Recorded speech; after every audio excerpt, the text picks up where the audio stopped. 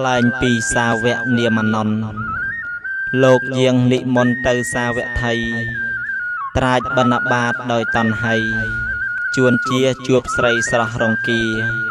ចៃដន្យអនន្តស្រេកទឹកណាស់ទៅដាច់ចិត្តត្រាស់មនាលធីតាអាចឲ្យទឹកខ្លះមកអាត្មាក្នុងក្អមនាងណាបានឬទេគ្រានោះនាងឆ្លើយគួរបើអ្វីខ្ញុំជាទាស័យបំរើគេមិនហ៊ានថ្វាយទឹកលោកម្ចាស់ទេត្រកូលអ្នកស្រែឥតគប្បីអានន្តលឺហើយឆ្លើយទៅថាមនាលនាងអាត្មាក៏គ្មានអ្វីទុកស្មើនឹងនាងទេប្អូនស្រីកុំគិតឆ្នេះអីមិនថ្វីទេនាងលឺអានន្តត្រាស់ដូចនោះ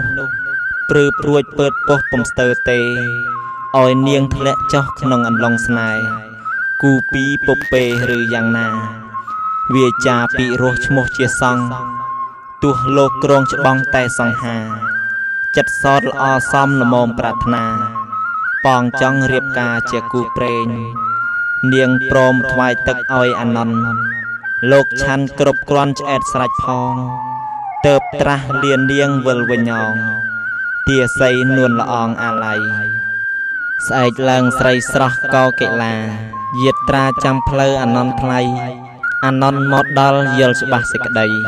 ប្រញាប់វឹងក្មៃរកសាស្តាគ្រានោះសម្ដេចព្រះភគវន្ត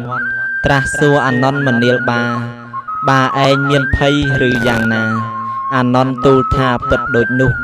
អានន្តក្រាបទូលរឿងទាំងនោះណាថ្វាយព្រះសាស្តាសពទាំងអស់ឲ្យស្ដេចបានជ្រាបគ្មានចន្លោះសូមទ្រង់ជួយដោះស្រាយបញ្ហាលំដាប់នោះស្ដេចព្រះមានភក្ត្រត្រាចប្រាប់សាវកដូច្នេះថាចូលបាទៅហៅនាងមកណាយើងដឹងត្រូវថាធ្វើដូចម្ដេចអានន្តស្ដាប់ហើយស្បើយចិត្តខ្លះលាព្រះច្បងច្បាស់យាត្រាត្រាច់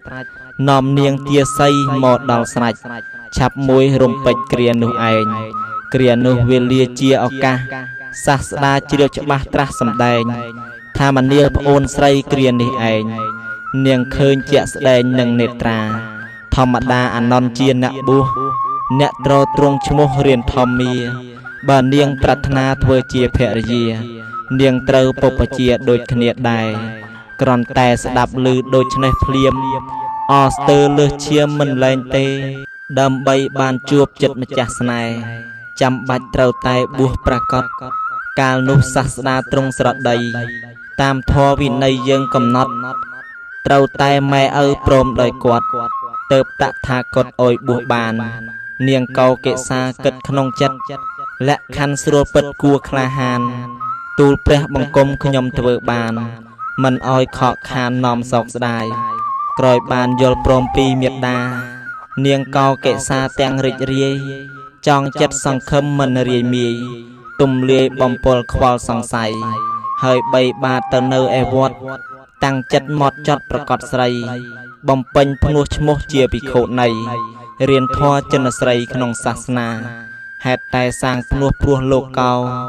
គ្រាន់តែជាស្នូដូស្នេហានាងឥតយល់ប្រតិមានមេត្តានិងឧបាយាសាស្តាសោះថ្ងៃមួយហាក់ដូចជាចៃដន្យនាងជួបអានន្តនៅត្រង់នោះយល់ព្រះសាស្តាយាងមកឆ្ពោះឈប់កន្លែងនោះប្រជុំគ្នាអានន្តត្រាស់ទៅនាងទាស័យថាមនាលប្អូនស្រីបែបនេះណាបុគ្គលដាំដើមហេតុយ៉ាងណារៀនតទួលផ្កាយ៉ាងនោះហើយរងចាំទទួលភាគ2